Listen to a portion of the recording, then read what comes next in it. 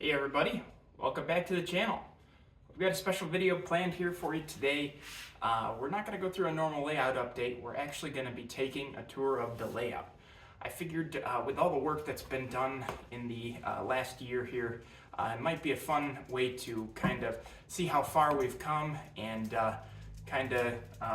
look at where the railroad is now and where it's going to be in the future. So sit back, relax, and we'll get this one underway.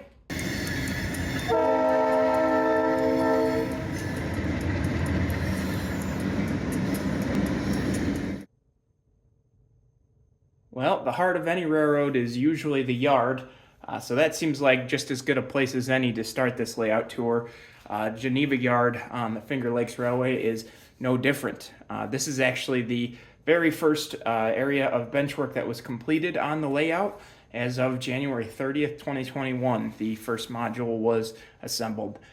Geneva Yard operationally, again, huge hub of activity for the Finger Lakes, and it's no different on the model railway, for sure. There's multiple jobs during an op session that'll originate here.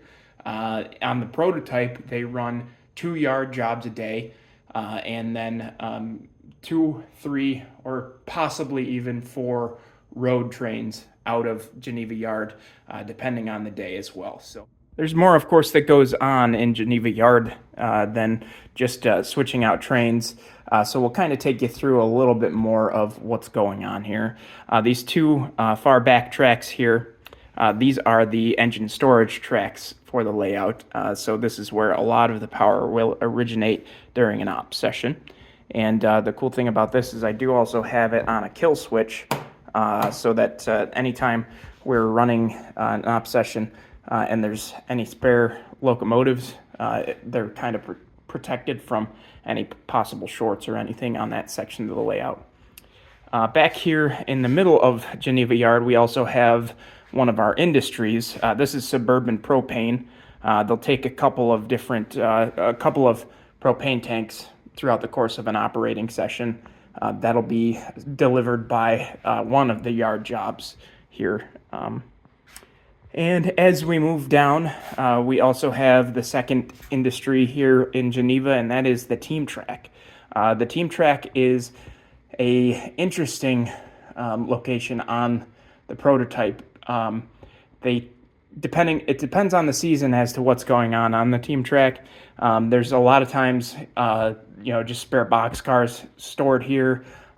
There's times, in the spring and fall where there's a lot of covered hoppers being loaded and unloaded here with fertilizer and different bulk commodities as well. So that'll change depending on the op session as to what's going in and out of there for sure.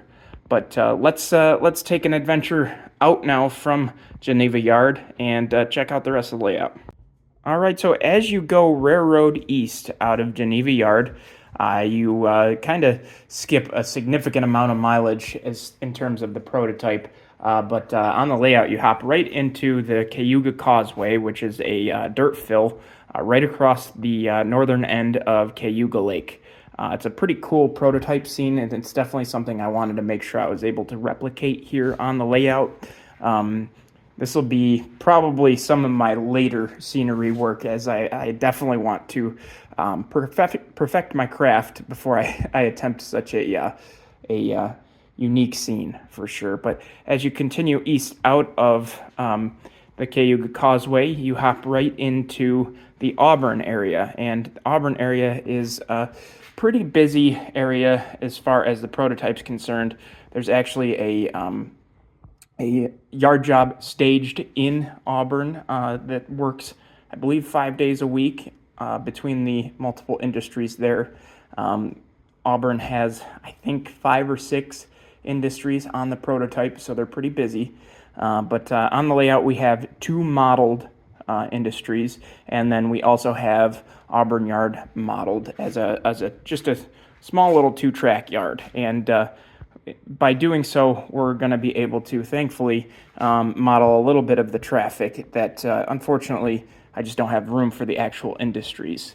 But right here up front we have Auburn Metal Processing, and then off to the right here we have Nucor Steel, which is a rebar manufacturer. So, all right, so now we're on the railroad west side of Geneva Yard, and as you can see, right after the yard itself, there's a turnout and two diverging main lines. The line to the left we'll talk about in just a little while, but the one to the right here is the Auburn Road westbound to the town of Canandaigua, New York.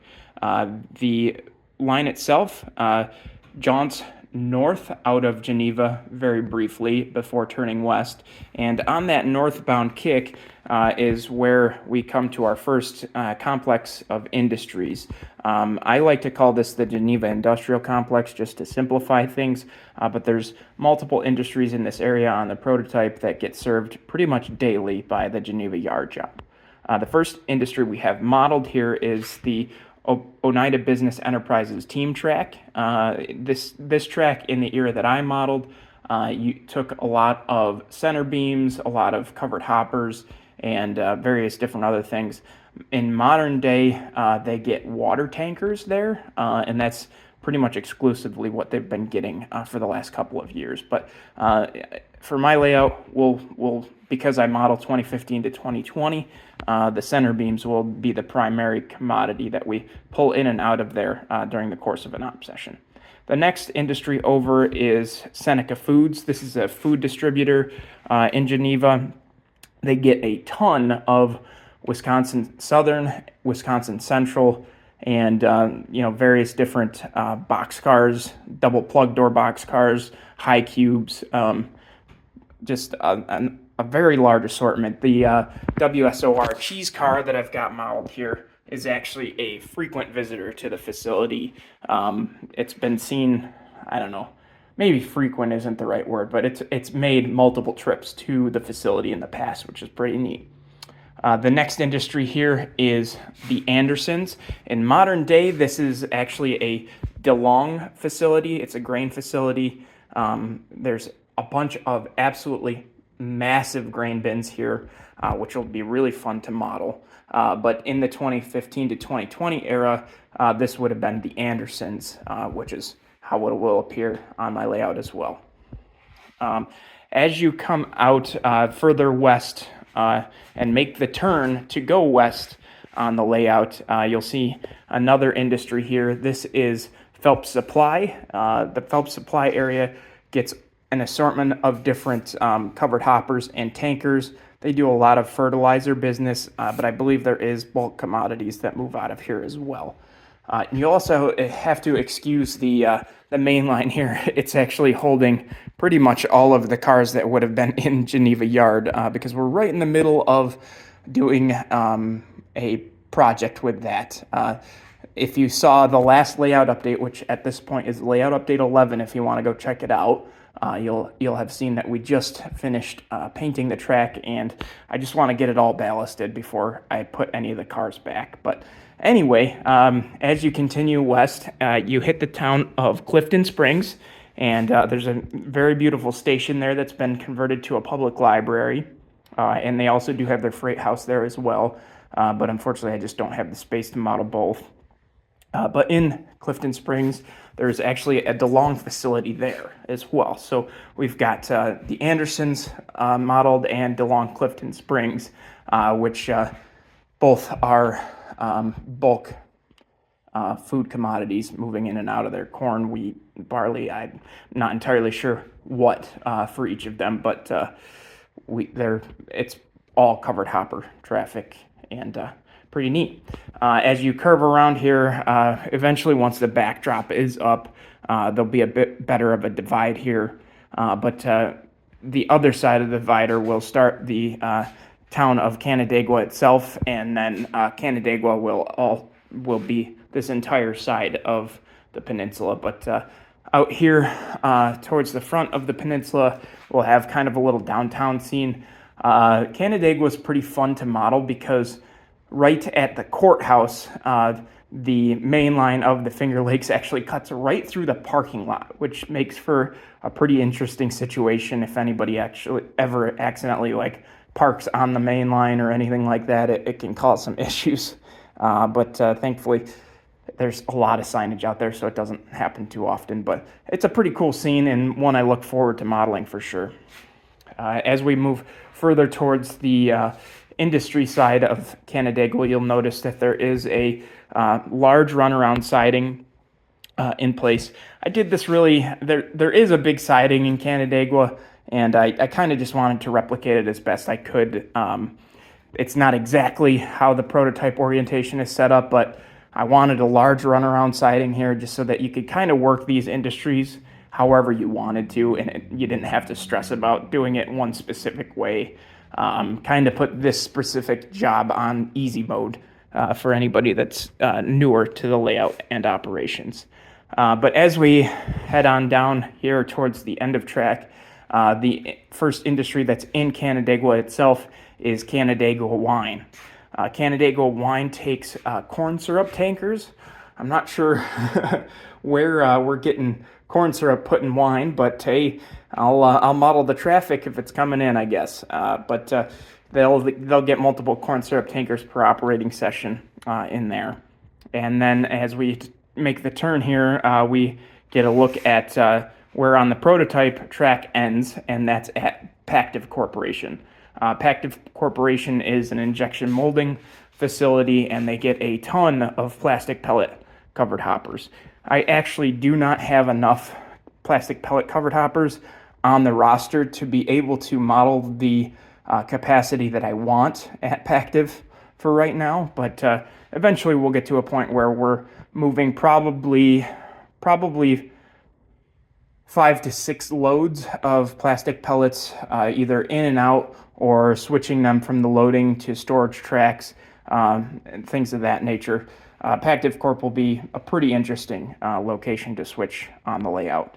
But that's it for the Auburn Road, and give me a second here, we'll flip around and we'll take the tour out the Corning Secondary down to Gang Mills. All right, so we're back over here at the turnout, which I like to call CP Gene. CP Gene is actually a control point on the Corning Secondary, but it's not exactly in the orientation I have it on the prototype. But the Corning Secondary, as you'll see, is a Norfolk Southern-owned secondary that runs from their main line, the Southern Tier main line in Gang Mills, north into Geneva. The tracks are also still technically in place all the way up to Lyons, New York, where it would intersect with the CSX main line. But unfortunately, the portion north of Geneva has not been run in quite some time, just due to the lack of need by Norfolk Southern. And it's in disrepair for the most part. But the portion south is in really great shape, and that's the part we've got modeled here. As you come south out of Geneva, the line actually hugs the west bank of Seneca Lake, and that's the scene I'll have modeled here. But you'll have to excuse the mess over here. This is actually, for the time being, serving as my workbench, just because the rest of the layout is pretty far along at this point, and I like to at least keep my mess to one area while I'm working. But you'll have to just use your imagination here and picture a nice picturesque mainline run right along the lake shore. We'll try to match the prototype location as best we can. There'll be a nice little roadway behind the main line, a little bit of a hill going down, some cottages right along the waterfront, and it'll be a really great scene once it's done. Right here at this turnout, this is what we would consider to be Himrod Junction. At Himrod Junction, the Norfolk Southern main line meets up with more Finger Lakes trackage, and we'll go into that in a little bit more detail, but we'll just look at the Corning Secondary for now. The Corning Secondary is the line at the forefront of the scene right here that continues upgrade, and then over top of Himrod Junction here is a flyover that actually exists in real life. It's a pretty neat scene. But give me a second and we'll hop around and look at the rest of the Corning Secondary. So the prototype Corning Secondary actually continues quite away from Himrod Junction all the way down to Gang Mills. But unfortunately, that section of layout has been condensed down to just this small little section of ballasted track right here on the layout. Unfortunately, that's just the way selective compression had to work on this layout. There's a lot of fun stuff in that stretch, but there's just only so much room on a model railroad. But as we pan to the right here, you'll get to see Gang Mills staging. Now, I'm careful to call this Gang Mills staging because it is by no way meant to be an accurate representation of Gang Mills yard. This is solely a yard that's operated for the convenience of the model railroad, not necessarily at all accurate for a Class 1 main line that the prototype is. We've got a short little runaround track here so that you can run around your train when you come in back from Geneva after interchanging. And we've just got 4 storage tracks and 2 small engine storage tracks here as well. Now this part of the yard, or this part of the layout, is also empty of cars right now because we're planning on getting this area ballasted here very shortly as well. So be sure that you keep an eye out for layout update number 12, because I'm sure there'll be some sort of progress to look at for this section of the layout. All right, so we're back at Himrod Junction now, and we'll go into a little bit more detail on the Finger Lakes side of the trackage here. Now, I forgot to mention earlier, but Finger Lakes does actually have trackage rights from Geneva to Himrod Junction on the Corning secondary so that they can move cars from both ends of their system. And Norfolk Southern solely interchanges at Geneva Yard. So they blow right by Himrod Junction on their way up and never stop. So the Finger Lakes trackage here does roll downhill, and on the prototype it's actually a pretty darn steep hill as well, which is pretty neat. But it rolls down and then under the Corning secondary, and the other part of Himrod Junction is right here, and the line to the left here goes out to Penn Yan. Now the line does continue further south into Himrod Yard, which I have modeled here. Himrod Yard is actually just a very, very long 2-track yard. It's pretty simple. They do a lot of kicking cars when they're getting trains together on the prototype, and it's a pretty neat location to just sit and watch them build HW2, the train that originates here and services both Watkins Glen and Penn Yan. But give me just a second and we'll flip back around and check out the run to Penn Yan. All right, so we're back over here looking at the Himrod Junction overpass, but the line that ducks underneath is the northbound 8-mile run to the town of Penn Yan. This is a former Pennsylvania Railroad line. It's got a pretty significant grade going downhill into the town of Penn Yan, which is actually situated right on the north bank of Keuka Lake. So you're kind of understanding at this point, more than likely, why this railroad is called the Finger Lakes Railway, and that's because it is right in the heart of the Finger Lakes region of New York. But anyway, as we continue the railroad run into Penn Yan, we'll get across the road and into the first couple of industries here. The one in the foreground here is Lakeview Organics. Lakeview Organics gets a couple of different commodities throughout the year, depending on the season. In the springtime, they get a ton of fertilizer loads, and then in the fall, they do on occasion ship out grain from that facility as well. In the backdrop, we have Burkett Mills. Burkett Mills is a shipper of buckwheat, and they've also got a bunch of grain bins on site as well, so that they can store buckwheat throughout the year as well. But that'll be just a simple 2-car in and out operation on the layout. As we continue north towards the end of the line in Penn Yan, we also get to another plastic pellet facility. This one is called Silgan Plastics. Silgan Plastics is one of the industries that I've had the most fun modeling on the layout, despite how simple it is. But Silgan Plastics, again, is just an injection molding plastic place. They're pretty neat. They'll just get one plastic pellet car.